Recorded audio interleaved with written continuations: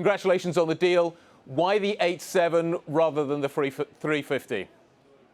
Well, they're both great airplanes, but we already have, the number one reason is we already have a very large installed base of 787s, and we're trying to grow in the next few years as rapidly as possible, and bringing on a new fleet type really hampers your ability to grow because of all the training churn that it creates with pilots. And secondly, the first, 60 or so of these aircraft are going to be replacements for the 767, and the 787 is a smaller airplane. The 350 winds up being a more apt replacement potentially for the longer haul 777s, which don't really start retiring until the end of the decade.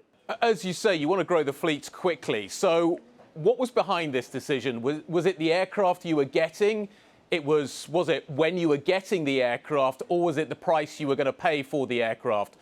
Boeing needed a win, particularly on the 87, and I'm wondering whether that works in your favor. The playbook that we thought would happen for the industry recovery all the way back in the summer of 2020 is playing out really close to what we thought. We thought COVID would be deep and last a long time, but then the recovery would be robust. And we thought that, especially as we saw other airlines start retiring huge portions of their fleet, that there was going to be an opportunity that was unique in the history of aviation to grow in an environment where there were supply constraints for all of our competitors. So really, this is just one more step. It's a really big step, but one more step in that journey that started in the summer of 2020, where we chose not to retire airplanes. We did it, only airline in the world to do a deal with our pilots union. We started building more simulators. We did an aircraft order for narrow bodies last year, and now this wide body order. They're all just steps along that path because the future is unfolding almost exactly like we thought it would. It is, though, a big bet on the recovery in long haul.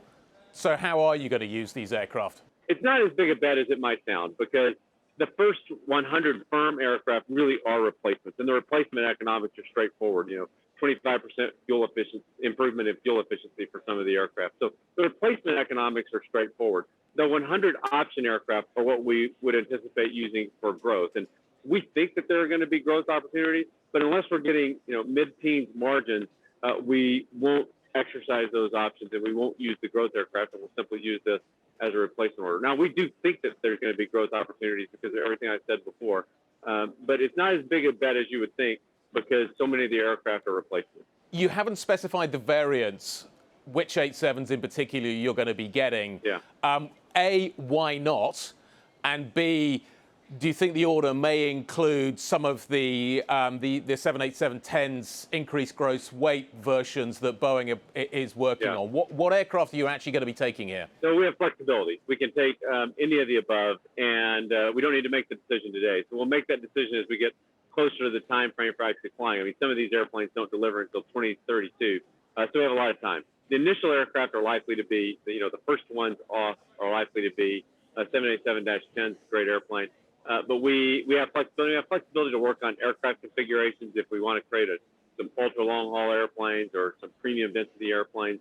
We've got complete flexibility in this order, to mix and match with whatever is working best for the type of market. Early airplanes are likely to be Dash 10s, but we've got flexibility, and we don't need to decide today what we're going to do for the rest of the order. Scott, you say that you're going to still take the 350s from Airbus that you've got on order, but you keep pushing the dates back. Do you think you'll actually end up taking those aircraft? How big is the exit clause to get out of that contract? Well, we'll see if we wind up taking them in 2030. Like I said, it's a great airplane, and it's a much more suitable replacement for long-haul 777s. It's a bigger airplane. It flies longer than the 787, which is an advantage for long-haul markets, but it's a disadvantage, for much of the network, like a 767 replacement, which is medium haul markets to places like Europe. And because of that, the 78 is a better fit for our network today, and we already have a large installed base.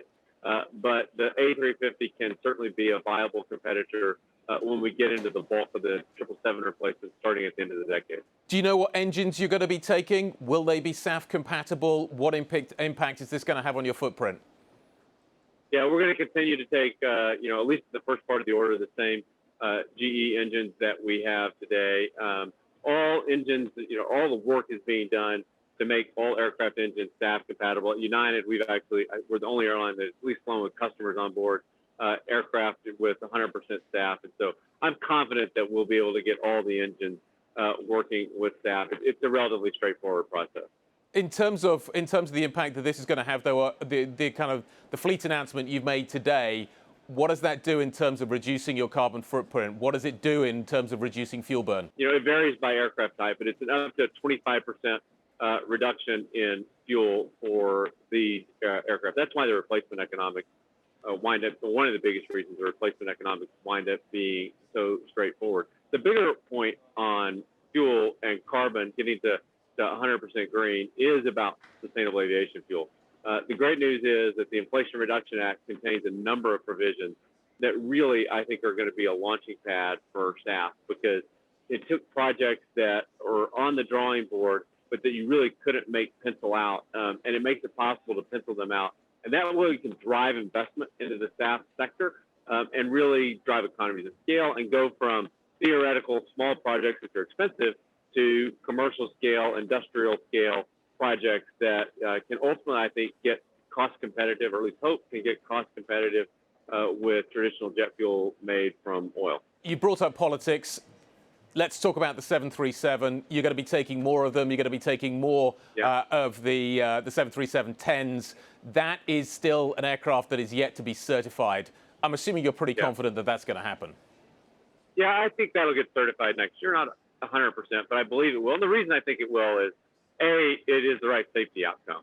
You don't want to have the same aircraft type with different cockpits and having pilots have two different kinds of cockpits depending on which airplane they happen to be flying on that day. And so it's the right safety outcome. And then secondly, it's the right answer for the United States of America. Boeing is our largest exporter, high-tech manufacturing jobs, the very kinds of jobs that we're trying to reshore or friendshore to the United States. And the question at that level becomes, are these going to be airplanes that are built in Seattle by American workers, or are they going to be built in Europe and China? And because it's the right safety answer and it's the right answer for the U.S., I believe it will probably get certified sometime next year. Scott, this is an order for the long term. Let's talk about what is happening in the here and now. What does the demand picture look like? Well, we're planning for a recession next year, a mild recession next year.